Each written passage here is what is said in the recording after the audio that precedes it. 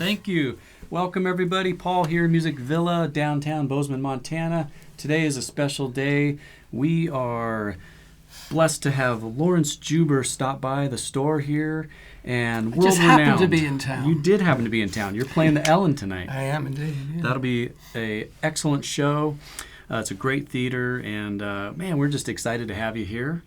And you know, I've seen you for so many years at Martin events and you know, different little concerts here and there at the trade shows and all that. And it's just a pleasure to have you here. You are always working hard. I see you out there all the time. World-renowned fingerstyle player, and you know, obviously the Wings. You toured with Paul McCartney and Wings for many years. I was in Wings for 3 years. Yeah. Yeah. But before that, I was a studio musician in London, and then after that, I moved to LA and became a studio musician there. And while my kids were growing up, I started recording solo acoustic guitar records, and then gradually started touring. And yeah. I think my next album would be my 27th. Wow. But I kind of lost count somewhere along the way. Yeah. It's great. It's neat to see, and you're nonstop working hard, and you're in LA now, right? Oh yeah, I've been there since '81. Okay. Yeah. Great. Well, there's a music scene there. You know, it's like pretty much if you want to do studio work, you have to be in LA, Nashville, New York, Chicago, a little bit. That's mostly advertising jingles, I think. Yeah. Is there are you doing a lot of studio work? Not so much anymore. Just mostly your own. I mean, a lot of it just kind of, that business shrank because it used to be that I'd walk into a session and there'd be a horn section and a string section and like two guitar players and two keyboard players. And now it tends to be like one person at home with a Pro Tools setup. Yeah, true. Yeah. What about like movie soundtracks and stuff like that? I could see. Even that kind of shrank because a lot of the work went out of LA. But over the years, I've played on a lot of movies and TV shows. Yeah. Home Improvement. I like that. That was me. That's cool. It was on a Taylor 12-string. Nice. Yeah. Oh, that's cool. And then movies like Good Will Hunting, Dirty Dancing, Pocahontas, a lot of stuff over the years. And then it just all kind of like, as it was winding down, I just started to up my touring. Yeah. And then I got into writing movie scores and TV scores and stuff like that too. The world has changed. It's funny how, and you have to adapt. It has changed quite remarkably, except that if I go, like, just walk into a session, I take essentially the same gear that I took in 1977, you know. True.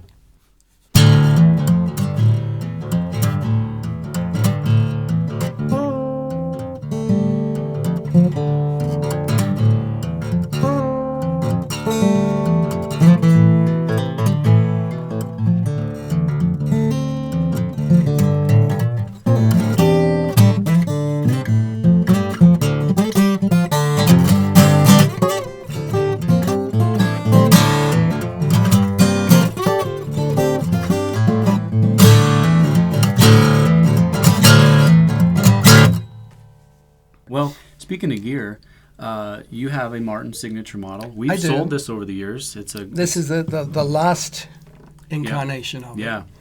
Which is OM? It's an OM. Okay. It's the usual OM 1 3/4, 2 1/4 string spacing here and here. Okay. Which is a little more than usual, yeah, but a little less than the vintage width. Okay. And then this one has a moon spruce top. What is moon spruce? Moon spruce is high alpine Swiss spruce, in this case, that is cut on the waning moon. There's a kind of a voodoo thing to that, because what happens is that in the lunar cycle, the sap in the tree is at its lowest on the waning moon. Gotcha. And apparently the tradition is that you cut it on the waning moon and then they leave the tree in place for a whole season before they harvest it. Yeah. But what it does is it gives you a drier log.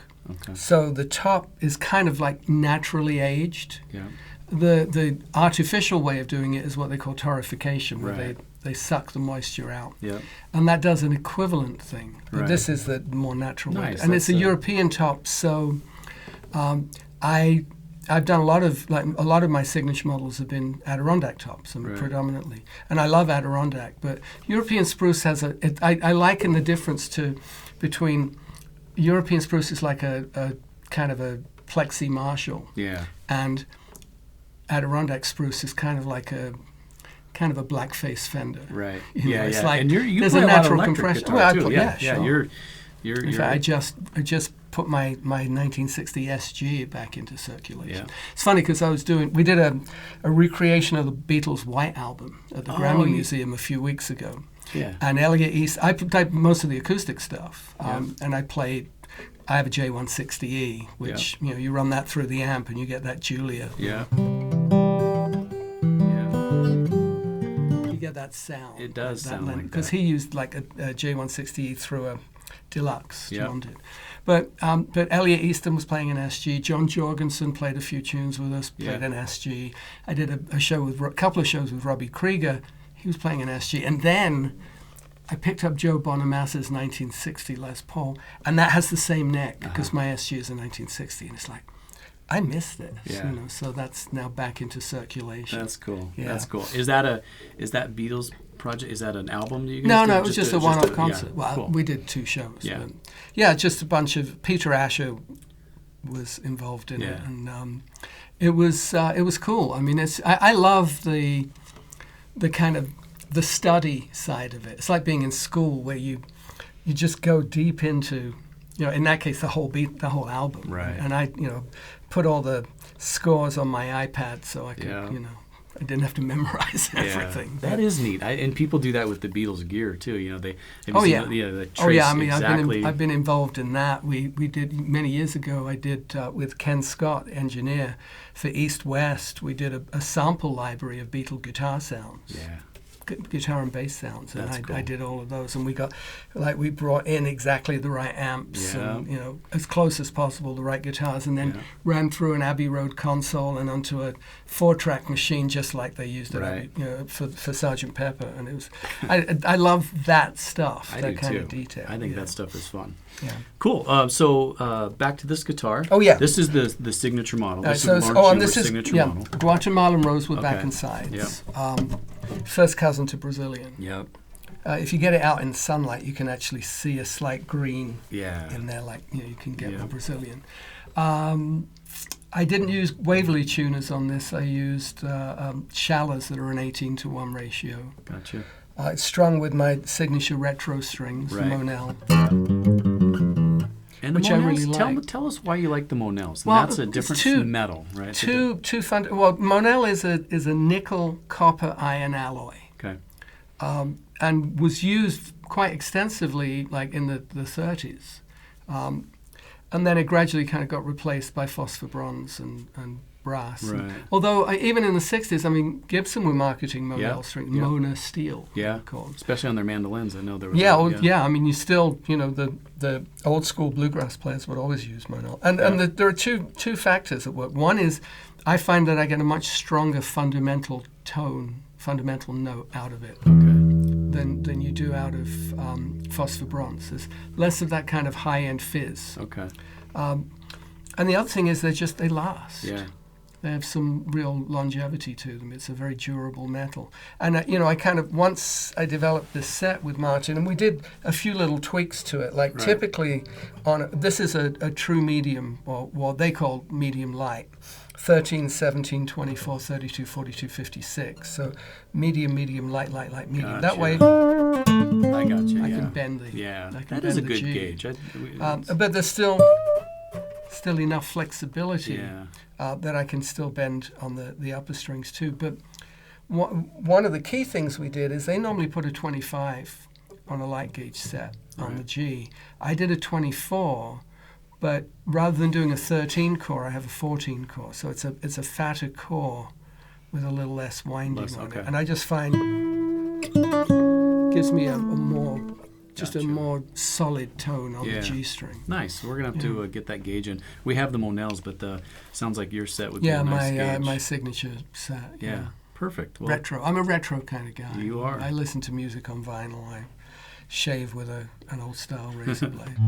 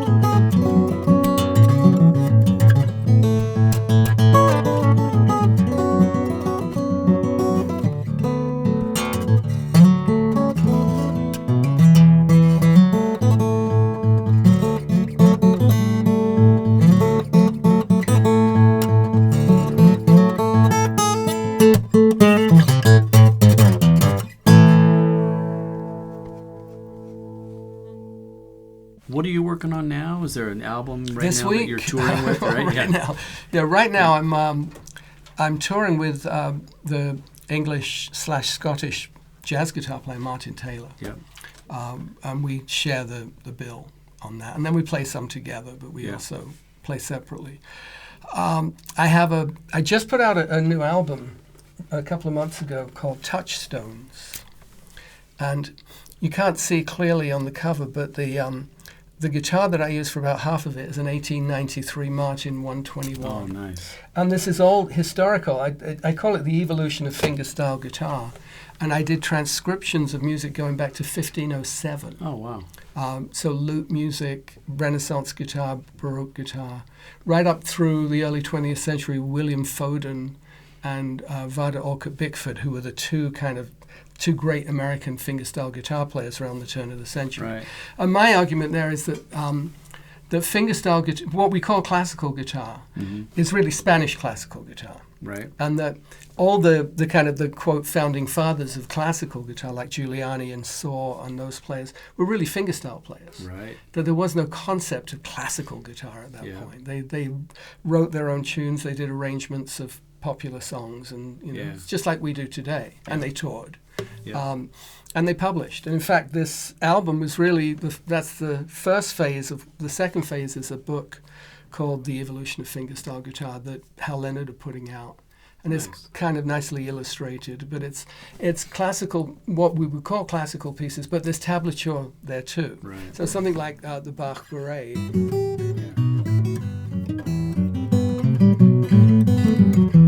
Got the notation, but there's also tablature. Oh, good. As well. That's helpful. I think a lot of people learn that way.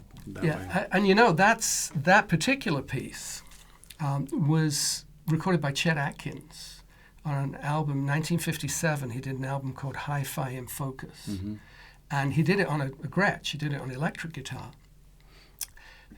George Harrison owned that album, and he and Paul learned to play that. And there's a that stuff. Well, that's where Paul got Blackbird. The idea that you could have a melody and a bass line working independently and kind of moving in fifth and in tenths like that. And so I kind of like picked out pieces that would have some kind of that kind of meaning.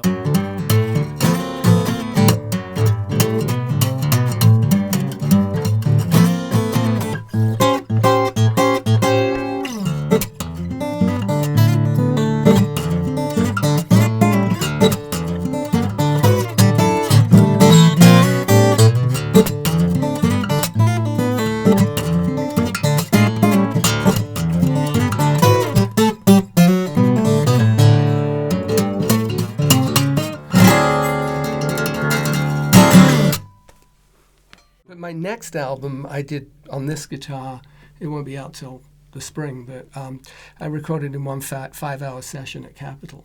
Cool. With two U67 mics kind of set up about that far away in Omni mode and like Capitol Les Paul designed echo chamber. That's cool. Stuff, That'll be neat. It's a cool thing. Yeah. That is great. Well, So that's like at the tip of the iceberg because there's a million other things going on. That's great. It's great to see that you're just out there and you're busy and you're working hard and it's great. I'm the arranger for a Dan Fogelberg musical that got produced in Nashville that looks like it's going to move forward. Oh, good. And a couple of other musicals are on my agenda too. And then been producing and arranging and as well as touring. So it keeps me out of trouble. That's great. Well, I think people want to probably hear you play. Can't thank you enough for taking the time to join us here today and show us the Martin. And hope you guys have a great show tonight at the Ellen. And I'm gonna just let you do your thing and play a song for the folks. And thanks all for watching. Yeah. It's a tune from the early 30s. I can't give you anything but love, baby. All right.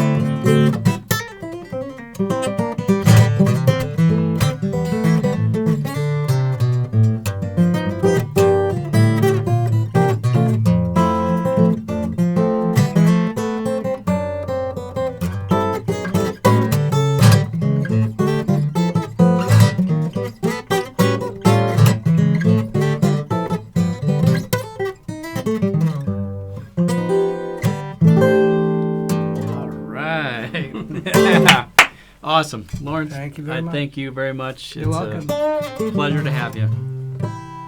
Thanks for watching.